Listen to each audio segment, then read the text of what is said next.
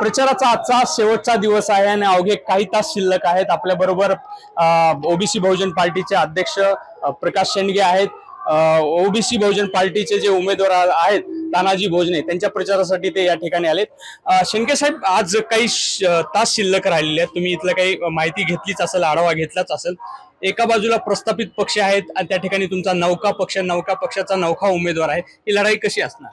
हे पहा, या जालना जिल्ह्यामध्ये दोन प्रस्थापित उमेदवार आहेत, धनदांडगे उमेदवार आहेत, जात दांडगे उमेदवार आहेत। त्याच्या समोर आमचा हा ओबीसी बहुजन पार्टीचा उमेदवार जो आहे तो बहुजन समाजातला एक गरीब समाजातला एक तरुण डॉक्टर उच्च विद्या असा आम्ही उभा केलेला आहे।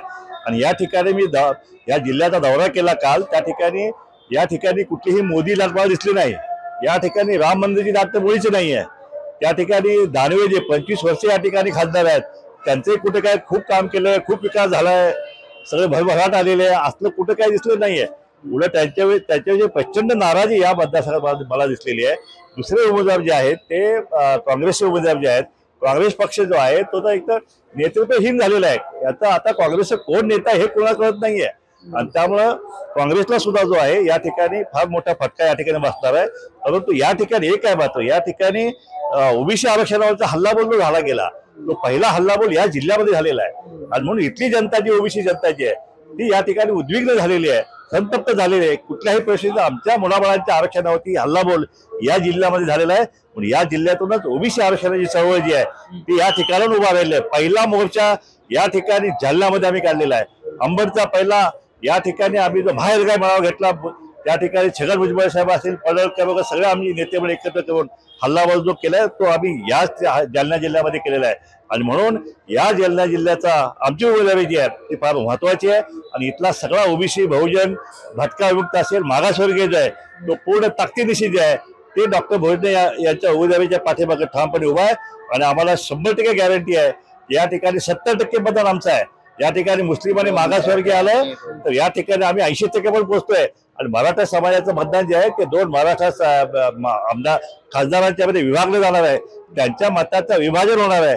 पण आमची मतं मात्र ती मात्र एकगट्टा जी आहे ती ओबीसी बहुजन पार्टीच्या उमेदवाराच्या मागे ठामपणे राहणार आहे। कारण शेवटी आम्हाला ही आरक्षणाची लढाई जी आहे ती आता जालना जिल्ह्याच्या मतपेटीतून आम्ही इथली जनता लढणार आहे। म्हणून जालना जिल्ह्यातली जनता जी आहे ती डॉक्टर भोजनेंच्या पाठीमागे ठामपणे उभा आहे आणि ते 100% निवडून आल्याशिवाय राहणार नाही। आरक्षण, ओबीसी आरक्षणाचा बचाव हा उद्देश घेऊन आपली पार्टी तयार झाली, त्या अनुषंगाने आपलं इथं आंदोलन देखील झाले। एकीकडे जरांगे पाटील प्रस्थापितांना किंवा आरक्षण न मिळू देणाऱ्या लोकांना पाडा म्हणतायत, अशा वेळी तुम्हाला वाटत नाही का या ठिकाणचं पॉसिबिलिटी काय असू शकते, हे संरक्षण कसं होऊ शकतं उमेदवाराकडे तुमचा? हे पहा, जरांगेंचा विषय जो आहे की मराठा समाजाला कुणब्यांचे दाखले जायचे 57 लाख कुणबी, तर कालचं भाषण नाही त्यामध्ये जर 1 कोटी का 1.5 कोटी मराठा समाजांना दाखले दिले तर ते म्हणाले। त्याचप्रमाणे सगळ्या सोयऱ्याचा GR तो जर 6 तारखेपर्यंत निघाला नाही तर प्रचंड मोठी सभा त्या ठिकाणी घेण्यात येणार आहे असंही त्या ठिकाणी मी ऐकलेलं आहे। या ठिकाणी जरांगेंचा विषय जो आहे की ओबीसीचं आरक्षण पाहिजे, पण सकल मराठा समाज जो आहे त्यांची मागणी वेगळी आहे। त्यांची मागणी की आम्हाला कुठल्याही गरीब समाजाचं आरक्षण हिसकावून घ्यायचं नाहीये, आम्हाला 50%च्या वरचं वेगळं आरक्षण पाहिजे आणि त्याला आम्ही पाठिंबा दिलेला आहे। गरीब मराठ्यांना न्याय मिळाला पाहिजे ही आमची भूमिका आहे। मराठा आरक्षण आमचा विरोध नाही, विरोध फक्त जरांगेंची भूमिका जी आहे की आम्हाला ओबीसीतच आरक्षण हवं आहे, त्याला आमचा विरोध आहे। त्यांनी प्रस्थापितांना पाडा म्हणलेलंच आहे आणि विधानसभेची देखील तयारी केली। 288 मतदारसंघामध्ये ते विधानसभेची तयारी त्यांनी सुरू केल्याचं जाहीर केलेलं आहे जरांगेंनी। हो, जरांगे साहेबांनी जर मराठा समाजाचे उमेदवार जर त्यांनी 288 उभा केले तर त्याचं आम्ही स्वागत करतो। कारण या ठिकाणी मराठा समाजाची संख्या गणित बघितलं मतपेटीचं तर 10-12% फक्त आहे आणि या ठिकाणी ओबीसीचं 7 ते 65% मतदान आहे। त्यामुळे या संख्या गणितामध्ये आमचा विजय हा निश्चित होणार आहे। तुम्ही पण विधानसभेची तयारी करताय? विधानसभेची 288 आमची तयारी चालू आहे। आमचा पक्ष म्हणून तर आम्ही पक्ष काढलेला आहे, अजून त्यांचा पक्ष निघायचा आहे। अजून पक्ष काढणं आणि तो रजिस्टर करणं हा 3-4 महिन्याचा विषय आहे तो, त्यामुळे तो कसे लढणार आहे मला माहित नाही। पण आमचा पक्ष मात्र जो आहे तो लोकसभेमध्येच विनाने उतरलेला आहे।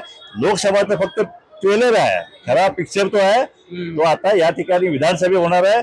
107 आम्ही पाड्याचा निर्णय आम्ही केलेला आहे, 107 आम्ही निवडून आणण्याचा निर्णय केलेला आहे। 107 निवडून आणले तर विधानसभा आणि मंत्रालय जे आहे त्या ओबीसीतल्या आहेत तेलीमाळी साळी कुस्ती कुमार धनगे वडार यांची पूरक तुम्हाला या ठिकाणी आमदार खातं झाली दिसेल. तुमच्या विरोधात प्रस्थापित उमेदवार आहेत 25 वर्ष जे इथले खासदार होते रावसाहेब पाटील दानवे, दुसरीकडे काँग्रेसचे कल्याण काळे आहेत. ही लढाई कशी होईल? हे पहा, महाराष्ट्रामध्ये पहिल्यांदा प्रस्थापित विरुद्ध विस्थापित अशी लढाई पहिल्यांदा सुरू आहे. म्हणून आम्ही नवीन पक्ष काढलेला आहे. तर हे आम्हाला तिकीट देत नाहीत. हे प्रस्थापित पक्ष ओबीसीच्या नेत्यांना देत नाहीत. त्यामुळे आम्ही ओबीसी बहुजन पार्टी पक्ष काढलेला आहे आणि पुढे ताकदीनिशी जो आहे आमची संख्या गणित आहे. आमचं ओबीसी बहुजन धनगर हे सगळं बघितलं तर 65% मतदानाचं आम्ही वोट बँक घेऊन आम्ही रणाकडे उतरलो आहे. त्यामुळे विजय आमचा निश्चित आहे. भाजप नेत्यांची तर भूमिका होती की कुठल्याही आरक्षणाला धक्का न लावता मराठा समाजाला आरक्षण देता येईल. पण धक्का लागला ना. पण शेवटी या महाराष्ट्रामध्ये रात्री बेरात्री त्या ठिकाणी जी आर काढले गेले आणि ओबीसी आरक्षणाचा अक्षरशः दसके तोडण्याचा कार्यक्रम या महाराष्ट्रामध्ये झालेला आहे. तो आम्ही मुळीच खपवून घेणार नाही आहे. आणि म्हणून ह्या सत्तेने आमचा सत्यानाश केला आहे. त्या सत्तेचा सत्यानाश करून त्या ठिकाणी ओबीसी बहुजनांचं राज्य त्या ठिकाणी आणण्याचा एक राजकीय क्रांती करण्याचा निर्णय जो आहे या महाराष्ट्रातल्या संपूर्ण ओबीसी बहुजनांनी घेतलेला आहे. प्रचाराचा आता अवघे काही तास शिल्लक राहिले तर आजचा कसा अनुभव होता? नाही, जनता जी आहे की त्यांचे जनतेने पक्क ठरवलेले आहे. ह्यावेळेस 2 मराठा उमेदवार आहे, त्याच्यावर एक ओबीसी बहुजन पार्टीचा ओबीसी उमेदवार आहे.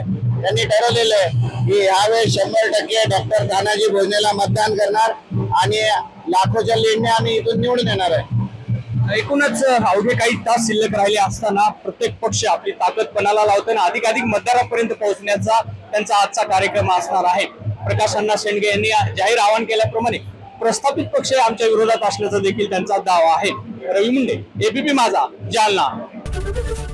एबीपी माझा, उघडा डोळे बघा नीट.